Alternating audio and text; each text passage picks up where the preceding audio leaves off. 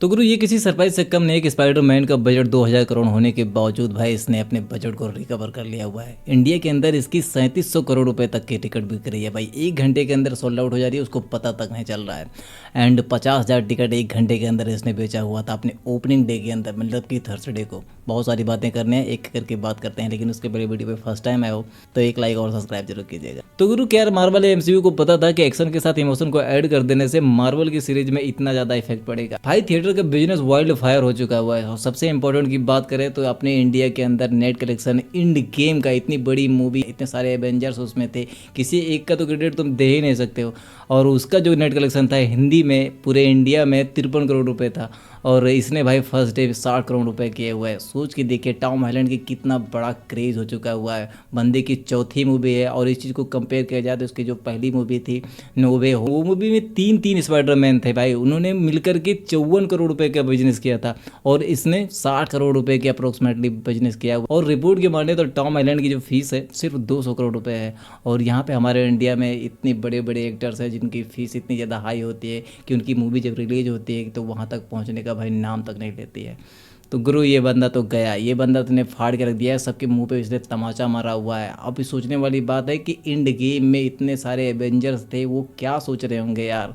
थोर, लोकी, उसके बाद भाई कितने बड़े महान योद्धा, महान विलन थैनोस, इतने सारी चीज़ें। उसके पहले जो इनकी इन्फिनिटी वार आई थी, कितनी भयानक क्लिफ हैंगर पे उसको एंड किया था।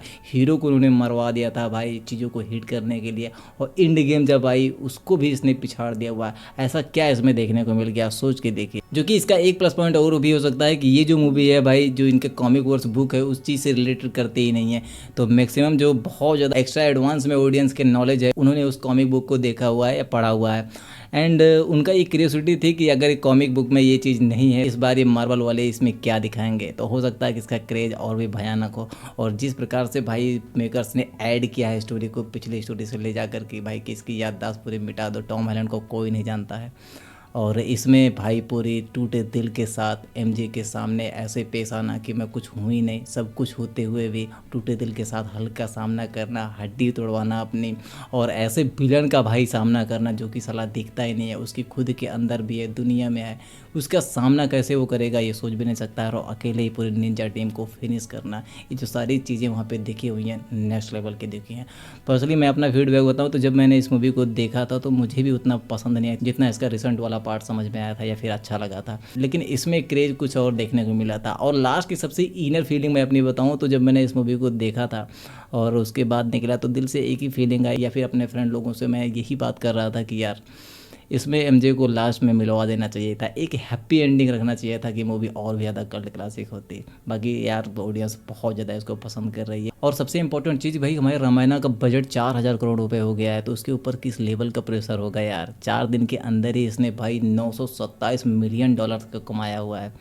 इतना बड़ा नंबर, एक वर्ल्ड रिकॉर्ड है। कुछ तो बंदा करके दिखाएगा या फिर इसकी जो मूवी आएगी। और सोचने वाली बात है, इसका क्रेज अगर इतना लंबा है तो आने वाले दिनों में डूम्स डे आ रही है, उसका क्रेज क्या होगा। बॉक्स ऑफिस पे ऐसे ऐसे नंबर देखेंगे जिनको सोच के समझने में भाई हवा टाइट हो जाएगी। ये तो सोचने वाली बात है। एंड यहीं पे रामायण की बात करें तो रामायण का बजट 4000 करोड़ है, तो इनका प्रमोशन बहुत ही हाई लेवल का करना चाहिए भाई, जिस लेवल का इसमें क्रेज है। अब यहाँ पे एक सवाल और भी पैदा होता है कि स्पाइडरमैन एक सीरीज है, उसमें स्पाइडरमैन है, टॉम हॉलैंड है, उनका क्रेज है, उनका पहचान इतनी लंबी चौड़ी है। तो हमारी रामायण भी तो एक यार ग्रंथ के ऊपर है, इतने बड़े इतिहास के ऊपर है, उसका भी क्रेज बहुत ज़्यादा लंबा चौड़ा हुआ है।